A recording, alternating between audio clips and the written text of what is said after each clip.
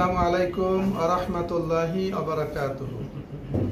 আমি হাকিম হাফেজ মাওলানা আব্দুল জলিল, নুরানি দাওয়াখানা, নুরানি রাহাবারি শেফা, নুরানি দারুস শেফা, M A. Jalil model মাদ্রাসা, নেসারিয়া, M A. Jalil হাফিজি মাদ্রাসা,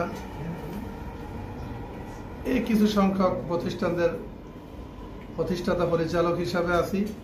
এর সাথে আজকে আমরা যেখানে আসছি এলিট ভেঞ্চার হাউস, এখানে আসছি। এখানে জড়িত হয়েছি প্রায় এক সপ্তাহের মতন হয়।